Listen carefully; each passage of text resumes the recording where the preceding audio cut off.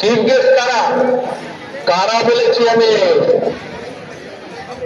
এই যে গ্যালারিতে ছোট বন্ধুরা বসে আছে, কত আছে আজকের অনুষ্ঠান চিফ গেস্ট।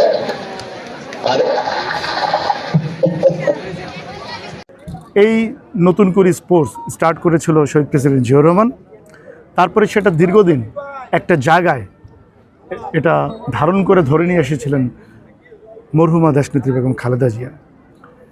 বিগত 17 বৎসর সম্পূর্ণভাবে এই ধরনের স্পোর্টস কার্যক্রমগুলো বন্ধ ছিল। সেটা সেই ফ্যাসিস্ট সরকার ছাত্রদের মধ্যে স্পোর্টস এটা একটা বিনোদনের বিষয়, it is the part of the life, কিন্তু এই ধাপটাই টোটালি বন্ধ করে দিয়েছে। আজকে আপনারা দেখেছেন নতুন বাংলাদেশের আমাদের নতুন প্রধানমন্ত্রী, বাংলাদেশের মানুষের হৃদয়ের নেতা মাননীয় প্রধানমন্ত্রী জননেতা তারেক রহমান। আপনারা শুনেছেন আজকে কত সুন্দর সুন্দর কথা বলেছেন এই বাচ্চাদের উদ্দেশ্যে, শিক্ষার্থীদের উদ্দেশ্যে। আমি আশা করব, আমি এখানে নারায়ণগঞ্জ আমি সহ আরও নেতৃবৃন্দ অনেকেই আছেন, আমরা সবার পক্ষ থেকে আমি একটা কথাই বলবো, আমরা স্টুডেন্টদের সাথে আমরা আছি। তাদের এই মাননীয় প্রধানমন্ত্রী যেহেতু নির্দেশনা দিয়েছেন, আমরা আমাদের প্রত্যেকের নিজের জায়গা থেকে সর্বোচ্চ যেটা ভূমিকা রাখা দরকার, আমরা শিক্ষার্থীদের পাশে থেকে সেই ভূমিকা রাখবো ইনশাল্লাহ। এবং আমরা আশা করি এই নতুন করে স্পোর্টসকে অনেক সামনের দিকে এগিয়ে নিয়ে যাব।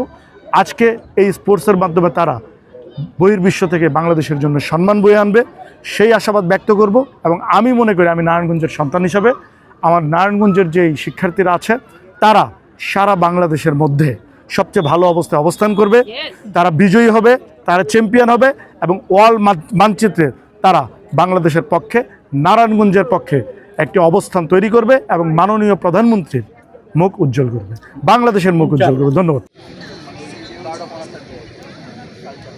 সাবেক খেলোয়াড়বৃন্দ আমাদের মধ্যে উপস্থিত হয়েছেন, আমরা আপনাদের সম্মানিত অভিনন্দন জানাচ্ছি। ধন্যবাদ। মাননীয় এমপি মহোদয় জনাব আবুল কালাম উপস্থিত হয়েছেন, মাননীয় সিটি কর্পোরেশনের প্রশাসক অ্যাডভোকেট মোহাম্মদ শাখাউত হোসেন খান, আরও উপস্থিত ক্রীড়া চক্র এবং মোহাম্মদ স্পোর্টিং ক্লাবের যিনি নাকি পরপর 6 বার শিরোপা জিতেছেন, বাংলাদেশের একমাত্র উনি।